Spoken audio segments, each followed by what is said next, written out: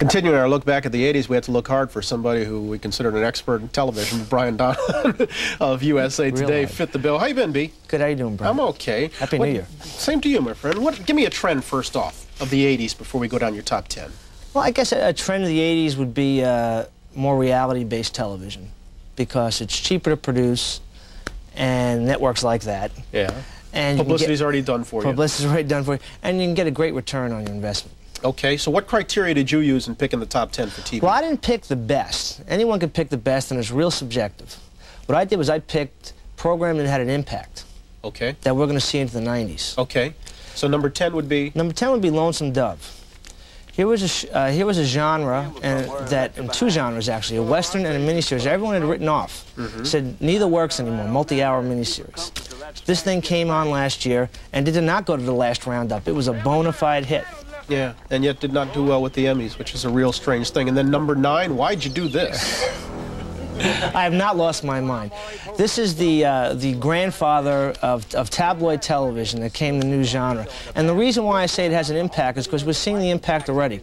This show does things like reenactments. But you insult your grandfather. Probably. But look what's happened. We see on Saturday Night with Connie Chung on CBS, and even on NBC with Yesterday, Today, and Tomorrow, we see reenactments. And these are very dangerous things because they tend to confuse the viewers as seeing something as quote-unquote real news, which really isn't. Yeah, except for the latter is off the air and the former is a failure, so. That's true. Okay. And 8. a current affair still exists. Yeah, okay. Number 8. 8 would be the cable news network.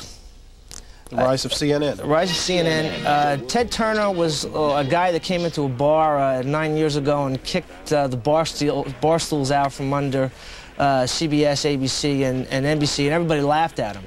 And he's made it work. If something happens now, you know, you go to CNN. Golden Girls.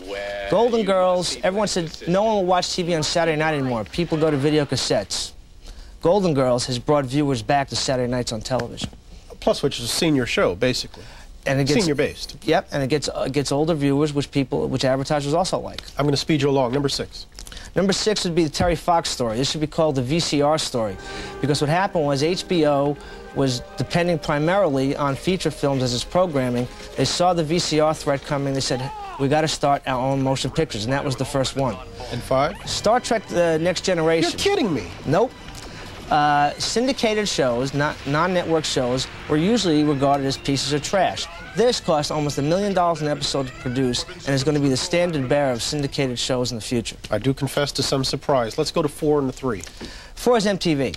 It's quite simply changed the face of television as we know it. Fast cuts, pulsating music in the background. It inspired a network television show, Miami Vice, which then inspired rip-off carbon copies. I like that. And 3? Hill Street Blues. 1981, no one talked about sex. You never had 12 cast members in a cast. Now we have LA Law. We had St. Elsewhere. We'll have 2 new shows coming on the second half on ABC called Equal Justice and Capital News, and that's all because of Hill Street Blues. Ensemble shows. Let me get you to 2 and to 1 real rapidly because we're running out of time. MASH. We'll never see another show like MASH. 60 rating, 77 share, and the last hit sitcom. You really believe that? Well, that's what everyone wrote. What about it was the last hit sitcom until Cosby. Until? They're connected. They are connected because in between we had a lot of things that, to be quite frank, were not very good. And Cosby and MASH have a lot of similar elements.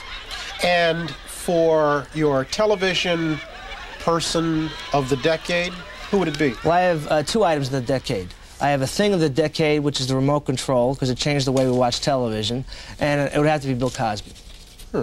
Basically, helped resurrect the network and save the genre of programming, the sitcom. Do you think we'll ever see another sitcom that's successful, since you thought it about MASH? I've learned never to say never. Look at Lonesome Dove. Brian Donovan, take care of yourself, my friend. Happy New Year. The same to you, Bryant. We're back in a moment. This is Today on NBC.